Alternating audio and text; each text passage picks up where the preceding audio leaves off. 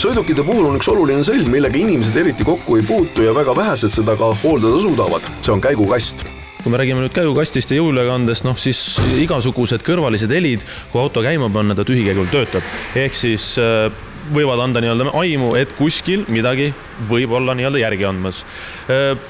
Et täpsemalt teada saada, siis juba peaksid juba olema ka mingid eelteadmised, kas siis autondusest või siis üldisemalt tehnikast, et päris niisama ikkagi diagnoosi kohe niimoodi kodus autot käivitades ei tee.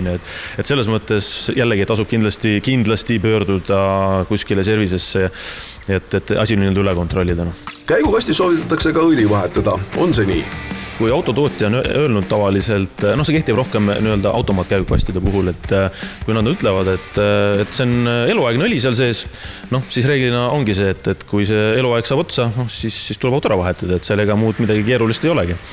Aga kindlasti tegelikult tasub seda õli vahetada, olenemata sellest, kas tegemist on automaat, manuaal ja siis oma need alamliikidega, on ta nüüd CVT ülekandega ja nii edasi, et kindlasti tasub seda teha.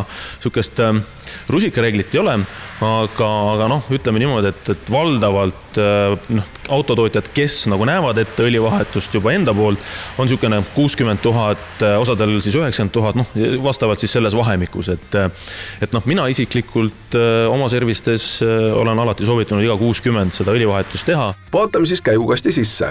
Meil siin laua peal on tegemist praegu hetkel manuaalkäigukastiga ja tema puhul on lihtne.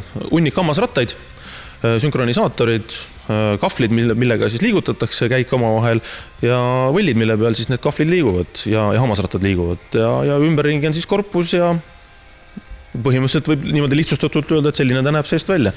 Kui nüüd minna automaatkäigukasti poole, siis on seal tunduvalt keerulisem. Kuluva osana saavad vatti enam siduriketas ja korv. Alati on see, et tahetakse ju kokku hoida kuskilt ja minnakse siis selle, kas siis sidurikettaga siis kuhugi spetsialisti juurde pannakse uued katted sinna peale. Alati ei pruugi sellest piisata, sest et siduri juures on mitu komponenti, on veel hooratas ja sidurikorv, mille vahele see ketas kinnitub ja kui need on oma aja ära elanud, siis üksi selle siduriketta taastamisest kahjuks ei piisa. Kui vähegi on kuulda käigukasti kohalt võõrast heli, siis on õige aeg pöörduda töökotta. Täna tutvustame teile Rakveres asuvat Bosch Service keti töökoda, mis asub Võidu tänaval. Me teeme siin kõiksugu töid enam-vähem silla reguleerimised, hooldused, sillatööd, piduri remont, mootori remont, rehvivahetused ja üks uus asi ka, mida me nüüd üritame teha ja mis on hästi rahvale peale läinud, on nüüd see dünaamiline õlivahetus automaatkäigukastides. Tegelikult seda tööd ju tehakse väga vähestes kohtades üldse. Jaa, Lääne-Virumaal kindlasti, et ma olen kuulnud, et võib-olla paaris kohas, kes on sellised võimelised seda tegema, et nüüd me üritame ka ja siiamaani me oleme teinud seda hästi ja ühtegi nurinat ei ole kellegi poolt tulnud, et kõik on toimib. See tähendab seda, et ka käigukastidest tuleb õli vahetada. Öeldakse, et aga mul on ju eluaegne õli seal sees, aga tegelikult see õli ongi eluaegne nii kaua, kuni selle kasti eluiga on. Et põhimõtteliselt see võib ka 100 000 pealt see kast otsa saada ja ongi eluaegne.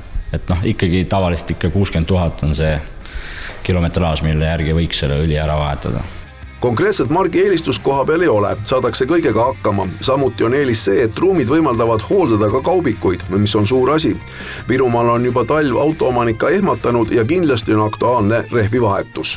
Ütleme nii, et terve see nädal vähemalt 1 või 2 autot päevas me oleme juba pannud naastrehvi alla, et see on ikkagi, tundub, et inimestel on see kohale jõudnud, et talv tuleb alati ootamatult ja lumi ka, et nad ikkagi ennetavad seda ja tunglemine on, ütleme nii.